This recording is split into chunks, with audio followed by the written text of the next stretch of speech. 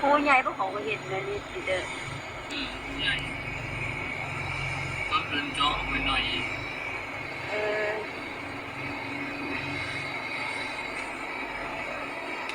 เวทีง่ายได้บูงอ่ะไม่ได้คำนวณเบื้องเรื่องที่อารมณ์บอกต่างนี่อยู่หรอ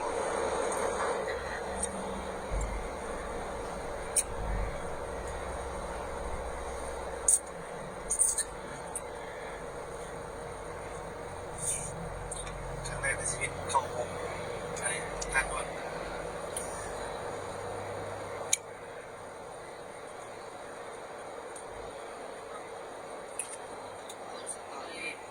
จากอีกเขียนมาแล้วนะครับทดสอบจำนวนกัน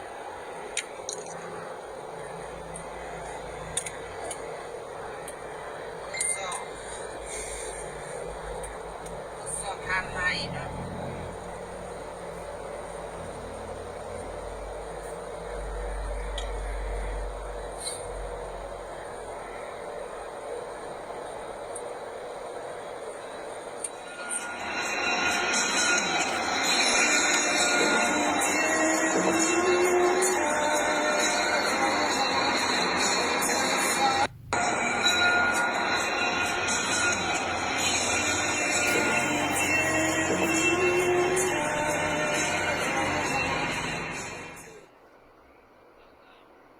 มันมีซ่องเล่นแต่เขาจะเอามาเล่นซ้ายก่อนเล่นขั้วอย่างเปิ้ลเถื่อ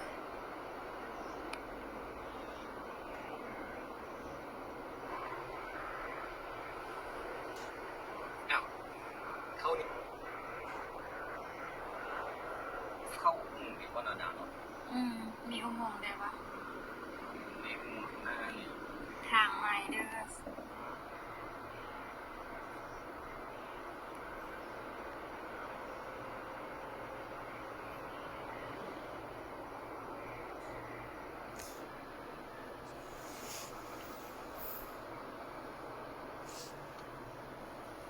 เขาเจ้าบอก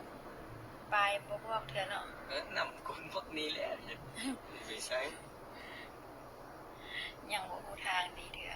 น้ำมันรถเท่ากาใส่กันนั่นเรา ได้ไฟแม่ ได้แล้วเข้ามุงกันเดี๋ยวนี้ คือทางรถไฟเลยเนาะเป็นตาขี้ยานเลย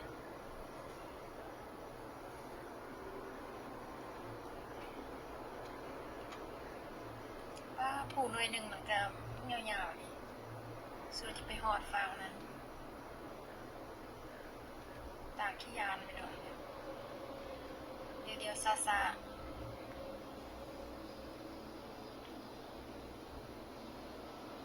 เนี่ยรถชิงรถที่แจ็คก็มา เข้ามันก็บ้านเขาดู เออ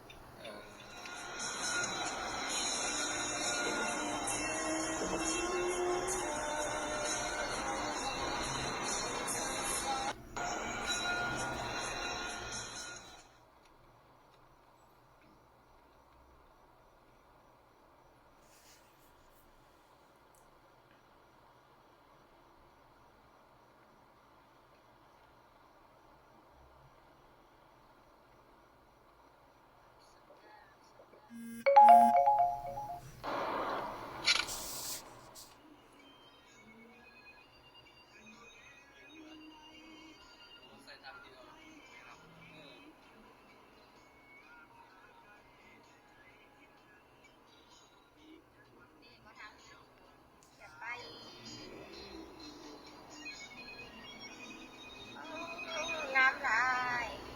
ป่านนี้ต่างประเทศเนาะ สัญญาณบ่ได้เลย สัญญาณอันนี้ฉันอยู่ กดอย่างน้ำมันได้เด้อ มาด่าพามากวดเรียก สภาพทางด่วน พานหรือบ่พานหัวหน้าว่าพาน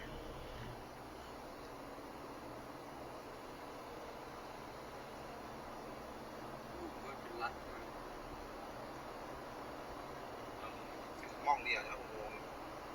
ที่มันเยอะดีกว่า มองเดียวแค่ดูผ่านแล้ว ต่อประมาณนาทีหนึง